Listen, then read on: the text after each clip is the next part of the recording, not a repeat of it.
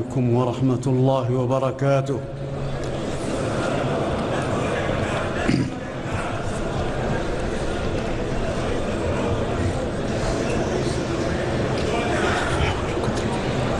الحمد لله الملك القدوس السلام تمام جہان کا مالک ہے على المسلمين حج بيته الحرام جس نے اپنے بندوں پر فریضہ حج کو فرض کیا اور اس کو اسلام کا بنیادی رکن قرار دیا، اور میں گواہی دیتا ہوں اللہ تعالیٰ کی جو واحد الاحد ہے، اور میں گواہی دیتا ہوں کہ ہمارے آقا اور نبی حضرت محمد مصطفیٰ صلی اللہ علیہ وسلم جو ہیں وہ اللہ کے بندوں میں سب سے بہترین ہیں۔ اللہ تعالیٰ ان پر اپنا صلاۃ و سلام بھیجے اور ان کے آل پر اور ان کا اتباع کرنے والوں پر۔ اے لوگوں، میں آپ کو وصیت کروں گا اور نصیحت کروں گا کہ آپ اللہ تعالیٰ کی تقوی اختیار کریں، کیونکہ اسی میں آپ کی دنیا اور آخرت کی بھلائی اور کامیابی ہے۔ اللہ تعالیٰ سورہ حج میں فرماتا ہے، اے لوگوں اپنے رب سے ڈرتے رہو اور اس کی تقوی اختیار کرو، کیونکہ قیامت کا جو منظر ہے وہ بہت خوفناک ہے اور بہت عظیم چیز ہے۔ جس دن ہر شخص جو ہے وہ بھول جائے گا، ماں جو ہے وہ اپنے بچوں کو بھول جائے گی، اور ہر حمل ٹھہر جائے گا، اور لوگ اس کیفیت میں ہوں گے جیسے وہ کسی نشے کی کیفیت میں ہیں، لیکن ایسا نہیں ہے، بلکہ اللہ تعالیٰ کا عذاب بہت خوفناک ہے۔ اور تقوی کا تقاضا یہ بھی ہے کہ ہم قیامت کے دن کی تیاری کریں اور نیکیوں پہ عمل درآمد کریں اور گناہوں سے بچاؤ اختیار کریں۔ اللہ تعالیٰ نے برملا قرآن میں اعلان کیا ہے کہ اللہ تعالیٰ ہی حق ہے اور وہی مردوں کو زندہ کرتا ہے اور وہ ہر چیز پر قادر ہے، اور قیامت کے دن نے بہرحال آنا ہے، اور اللہ تعالیٰ نے قبروں میں سے بندوں کو دوبارہ مبعوث فرمانا ہے۔ اور آخرت کی تیاری کے لیے سب سے اہم عمل یہ ہے کہ آپ توحید اختیار کریں اور اللہ تعالیٰ کی عبادت اختیار کریں، اور اس کے ساتھ کسی کو شریک نہ ٹھہرائیں اور کسی اور سے مدد یا دعا نہ مانگیں۔ اور آپ کیسے کسی ایسے شخص کی یا ایسی ہستی کی دعا کر سکتے ہیں جو آپ کو نہ نقصان پہنچا سکتی ہے نہ آپ کو فائدہ پہنچا سکتی ہے۔ اللہ تعالیٰ کا فرمان ہے، جو اللہ تعالیٰ کے ساتھ کسی اور معبود کو شریک ٹھہراتا ہے تو وہ ایسا ہی ہے کہ جیسے وہ آسمان سے گر گیا اور اس کو یا پرندے نوچ ڈالیں یا اس کو ہوائیں اٹھا کے کسی اور جگہ پٹک دیں۔ اور اہل ایمان کا جو بنیادی خاصہ اور نشانی ہے وہ یہی ہے کہ وہ اللہ تعالیٰ کی توحید پہ عمل پیرا ہوتے ہیں۔ اللہ تعالیٰ نے ایک اور جگہ اعلان کیا کہ تمہارا خدا اور معبود ایک ہی ہے، لہٰذا مسلمانوں کو بشارت دے دیجئے۔ یہ وہ لوگ ہیں کہ جن کے سامنے جب اللہ تعالیٰ کی آیات سنائی جاتی ہیں تو ان کے دل نرم پڑ جاتے ہیں، اور جو نماز قائم کرتے ہیں اور ان کو جو رزق عطا کیا گیا ہے اس میں سے انفاق کرتے ہیں۔ لہٰذا اسلام کے جو ارکان ہیں وہ اس میں توحید ہے، اور اس بات کی شہادت ہے کہ اللہ تعالیٰ ایک ہے، اور نبی صلی اللہ علیہ وسلم اس کے بندے ہیں اور نبی ہیں، اور نماز کا قائم کرنا اور فریضہ حج ادا کے ساتھ ساتھ رمضان کے روزے اور زکوٰۃ کی ادائیگی رکھنا۔ وَلِمَنْ خَافَ مَقَامَ رَبِّهِ جَنَّتَانِ، اور یہ تمام بنیادی ارکان پہ عمل کرتے ہوئے اللہ تعالیٰ کی تقوی اور اس کا خوف مقدم رہنا چاہیے، اور صبر سے کام لینا چاہیے ہر مصیبت کی حالت میں۔ اللہ تعالیٰ نے وعدہ کیا ہے کہ جو صبر کرنے والے ہیں ان کو اللہ تعالیٰ بے پناہ اجر دے۔ اسی طرح ہمیں اللہ تعالیٰ کی تمام نعمتوں کے شکر بجا لانا چاہیے۔ اللہ تعالیٰ نے قرآن میں اعلان کیا ہے کہ ہم نے تمہارے لیے ساری نعمتیں مسخر کی تاکہ تم شکر ادا کرو۔ اور اللہ تعالیٰ کی اپنے بندوں کے بارے میں کچھ سنتیں ہیں، بندے کو چاہیے کہ وہ ان پہ یقین رکھے اور ان سے فائدہ اٹھائے۔ اللہ تعالیٰ نے قرآن میں وعدہ فرمایا ہے کہ جو افراد ایمان لے آتے ہیں اللہ تعالیٰ ان کا دفاع کرتا ہے اور ان کی مدد کرتا ہے۔ ایک اور جگہ اللہ تعالیٰ نے اپنی نصرت کا وعدہ کیا ہے کیونکہ وہی کامل قدرت والا ہے۔ قرآن مجید میں اللہ تعالیٰ نے ایسی اقوام کی مثال دی کہ جو ظلم کرتی تھیں اور اللہ تعالیٰ کی ناشکری کرتی تھیں، تو اللہ تعالیٰ نے تمام نعمتوں کے باوجود ان سے وہ تمام نعمتیں چھین لیں۔ وَلَقَدْ أَمَرَ اللَّهُ جَلَّ وَعَلَا خَلِيلَهُ إِبْرَاهِيمَ اللہ تعالیٰ نے اپنے نبی حضرت ابراہیم علیہ السلام کو یہ حکم دیا تھا کہ اپنی امت کو اور قوم کو حج کی دعوت دو۔ اللہ تعالیٰ نے قرآن میں فرمایا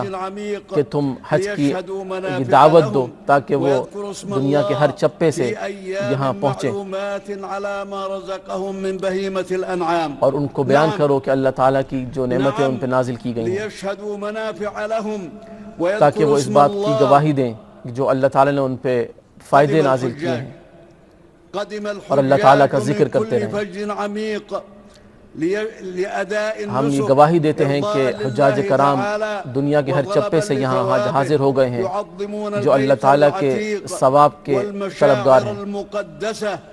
قال اللہ تعالی والمسجد الحرام الذي جعلناه للناس، اللہ تعالیٰ نے قرآن میں اعلان فرمایا کہ مسجد حرام وہ ہے جہاں لوگ جوق در جوق آ کے پڑاؤ ڈالتے ہیں، اور جو یہاں آ کے کسی بھی طرح کا ظلم کرے گا اس کو ہم بہت سخت عذاب دیں گے۔ لدعوة التوحید بإفراد اللہ بالعبادہ وترک الشرک باللہ، یہ حجاج جو یہاں موجود ہیں یہ توحید کی گواہی دے رہے ہیں اور شرک ترک کر چکے ہیں، اور ہم نے حضرت ابراہیم علیہ السلام کو بھی یہ حکم دیا تھا کہ شرک سے اجتناب کریں اور ہمارے گھر کو صاف کریں تاکہ یہاں آنے والے عبادت گزاروں اور حجاج کی عبادت کا انتظام ہو سکے۔ فيطهر البيت من كل ما لا يتناسب مع مكانته، لہٰذا اللہ تعالیٰ کے گھر کو ہر اس چیز سے پاک ہونا چاہیے جو اس کی اہمیت اور اس کے تقدس سے مناسبت نہ رکھتا ہو۔ لہٰذا حج کے دوران کسی قسم کی کوئی لڑائی جھگڑا یا کوئی ایسا عمل نہ کیا جائے جو مسلمانوں کی وحدت کو خراب کرے، اور نبی صلی اللہ علیہ وسلم کی تعلیمات پہ عمل پیرا ہونا چاہیے۔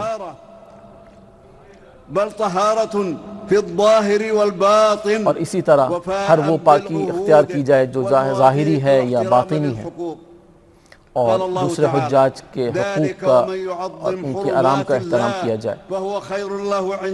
اللہ تعالیٰ فرماتے ہیں کہ جو اللہ تعالیٰ کی بیان کردہ حرمتوں کی تعظیم کرتا ہے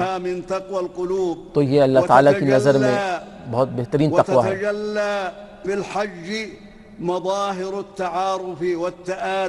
اور اسی طرح حج کے دوران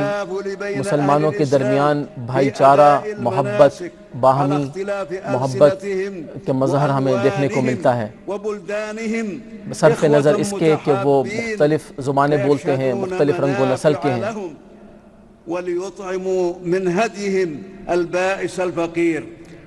اور ان کو چاہیے کہ وہ آپس میں ایک دوسرے کو جو ان میں فقراء ہیں ان کی مدد کرتے رہیں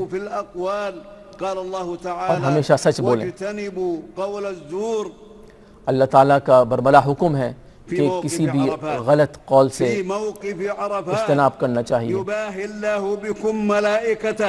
اس میدان عرفات میں جب آپ کھڑے ہیں تو اللہ تعالیٰ نے اپنے فرشتوں کو گواہ بنا کے یہ اعلان کر دیا تھا کہ میں نے آج اس دین کو مکمل کر دیا ہے اور تمہارے لیے دین اسلام کو چن لیا ہے، لہٰذا میں آپ کو نصیحت کروں گا کہ آپ حضور صلی اللہ علیہ وسلم کی تعلیمات کو اتباع کریں۔ جنہوں نے یہاں وقوف عرفہ کے بعد ظہر اور عصر ادا کی اور غروب شمس تک یہاں کھڑے اللہ تعالیٰ کا ذکر اور دعا کرتے رہے۔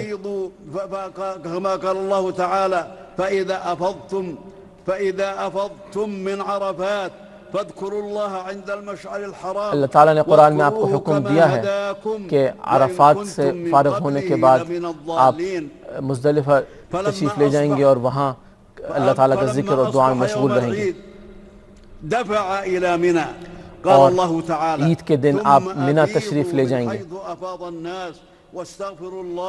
إن الله غفور رحيم. اور وہاں جا کے آپ اللہ تعالیٰ سے مغفرت کریں گے اور جمرات کا فرض ادا کریں گے، اور اس کے بعد آپ اپنے بال اتروائیں گے اور قربانی کا فریضہ ادا کریں گے، اور بالآخر میں آپ طواف وداع کریں گے۔ وَلْيُوفُوا نُذُورَهُمْ وَلْيَطَّوَّفُوا بِالْبَيْتِ الْعَتِيقِ اللہ تعالیٰ نے قرآن کریم میں بھی السكينة ان احکامات کو ذکر کیا ہے۔ والبعد عن التدافع آپ کو میں نصیحت کروں گا کہ آپ کسی بھی طرح کی دھکم پیل سے اجتناب کریں، اور آپ کو جو تعلیمات اور جو ہدایات دی جائیں ان پہ عمل پیرا رہیں، تاکہ تمام حجاج کرام جو ہیں